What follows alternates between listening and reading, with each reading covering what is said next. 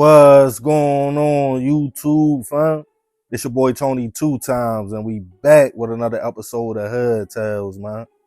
Before I start, be sure to tap that like button. Definitely watch this video to the end so you can hear the full story and all the details in the case. For my day one fam, y'all already know it's all love. Thanks for tuning back into another episode. If you're new to the channel and you feeling the content, feel free to subscribe. Definitely hit that notification bell so you can be notified every time we drop a new video. If you want to request a video, promote a brand, or just chop it up, be sure to follow me on my socials. On Facebook, that's Tony 2 times TV. On IG, it's _Tony 2 times. Oh yeah, feel free to share the channel and the content with your peoples.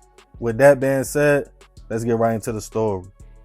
In this journey we call life, some people latch on to different things and individuals to make it a lot easier. For example, if you come from a big family and you were raised to believe family is everything, as you get older, you might lean more towards your loved ones for guidance or just a vent.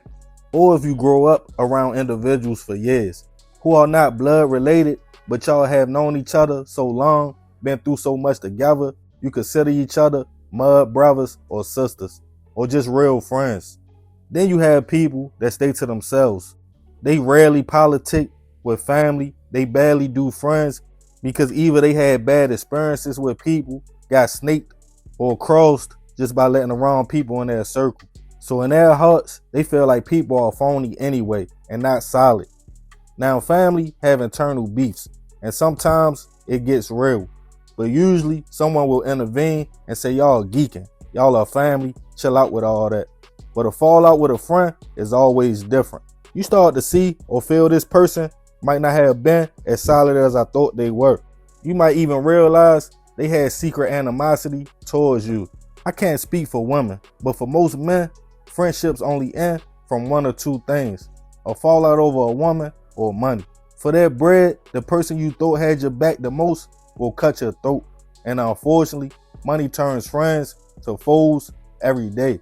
And on this episode of Hood Tales, we'll be taking it to Chicago, Illinois to discuss the case of two friends' beef over money that took a crazy turn. Back in 2020, 32-year-old Courtney Horton, nicknamed Smoke by his peoples, was navigating life in a windy city. Described as fun-loving, loyal, and a down-to-earth man, Courtney had no shortage on friends and people he rotated with on a regular. Well known through the city, a lot of people had love for Courtney. One of his day one homies was at the time 28-year-old Rotonio Esco. The two friends would often hang out around Rotonio's way at the Marshall Field Garden Apartments on the north side of the city. Everybody was used to seeing the two homeboys together, both known for being fly and focused on trying to get some money. One of the things they had in common. On a hot summer day in June, the two had been hanging out in the buildings all day, which were heavily guarded with security, and you needed an ID to get in. But being that Rotonio lived there and Courtney was his guest, they were able to move freely. As the day turned into night, then early the next morning, around 2 a.m. on June 10th, security guards in one of the buildings heard the men arguing back and forth in the hallway, with Rotonio telling Courtney, like, bro, you owe me money, pay me my bread. Courtney told him, like, I don't have it, bro, but I got you as soon as I get it. As the argument got louder, one of the guards went to get back up. About 10 minutes later, they heard multiple shots go off. A security guard close by ran to the stairwell to find Courtney suffering from multiple gunshot wounds, gasping for air. They went to call CPD, and when the guard came back, they were shocked to see Courtney was gone. That's when around the corner, they realized Rotonio was dragging his homie's body through the building. When police responded to the scene, they saw Rotonio walking towards an exit in one of the buildings and noticed he had blood on his pants. When the officer called out for him to stop and asked about the stains, the man took off on feet, but Rotonio dropped his cell phone, ID, and a loaded 9mm. He hit the 1300 block of North Cleveland. Police started chasing the man, but he hit the roof of one of the buildings before then breaking into a house. After realizing the people were awake, he ran out. But with police still on his heels, he broke into another home. This time, it was a woman in her bedroom asleep. He told her, don't say nothing, be quiet. But the woman yelled. With police close by, Rotonio ran out and ran back up to the rooftop where police was waiting for him.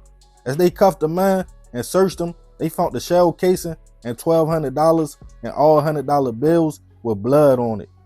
Back in the stairway where Courtney first was shot at, another 8 shell casings were also found.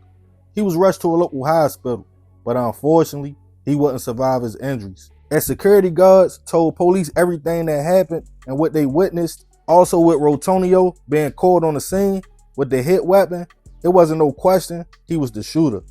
He was charged with first-degree hit and a handgun violation.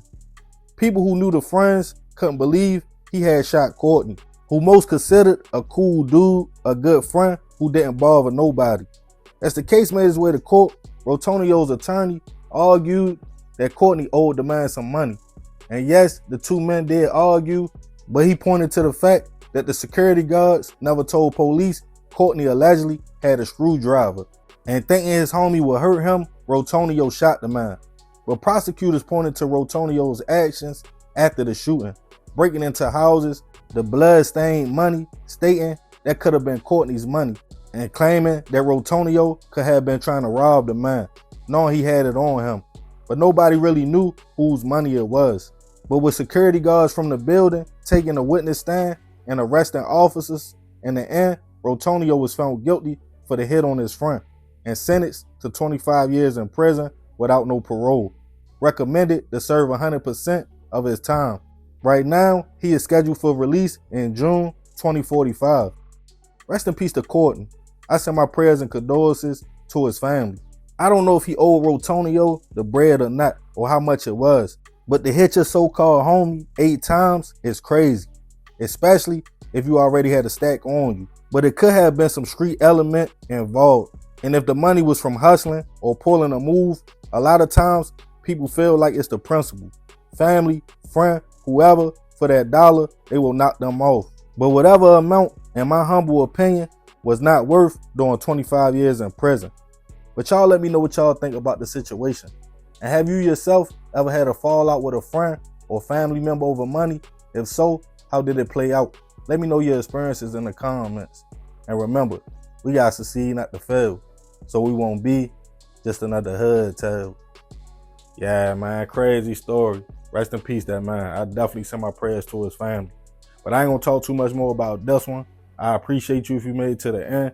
This another episode of Hood Tales. Y'all already know it's all love, fam. It's your boy Tony 2 times. I'm out.